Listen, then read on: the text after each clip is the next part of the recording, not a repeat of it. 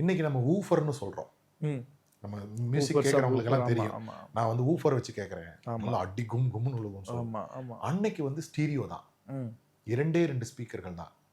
இது எந்த ஒரு பழைய டேப் ரெக்கார்டர் எடுத்துட்டீங்கன்னா 2 ஸ்பீக்கர் இருக்கும், நடுவில் கேசட் இருக்கும். அந்த மாதிரி தான் இருக்கும். புக் ஷெல்ஃப் ஸ்பீக்கர்னு சொல்லுவாங்க. அது 2 பக்கம் வச்சுக்குவாங்க, கேட்பாங்க. இதுதான் வந்து இசை. இது இன்னைக்கு வரைக்குமே இந்த ஸ்டீரியோ தான் இது.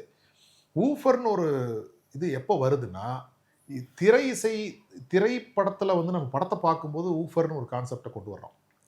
அப்போ அந்த அடியாக விழாமல் அது உணர்வாக நமக்கு வரணும். அந்த அதிர்வு நமக்கு உணரணுமே ஒழிய அந்த ஒலி நமக்கு கேட்கக்கூடாதுன்னு சொல்லுவாங்க.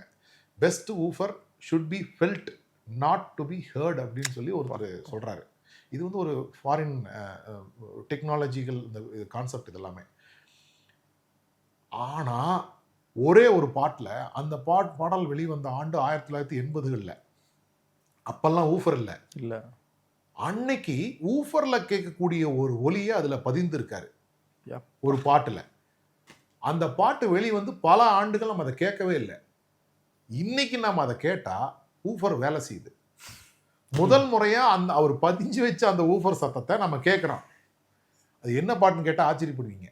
சின்ன குயில் பாடும் பாட்டு கேட்குதானுங்கள, அதை நீங்கள் ஊஃபர் கனெக்ட் பண்ணி கேட்டிங்கன்னா அந்த ஊஃபர்னுடைய அடி இன்னைக்கு ரொம்ப லேட்டஸ்டாக நீங்கள் வெளிவந்த டிஜிட்டல் இசையில் இருக்கக்கூடிய அந்த ஊஃபர் ஒலியை அன்னைக்கு வந்த அந்த பாட்டெல்லாம் நீங்கள் கேட்கலாம்.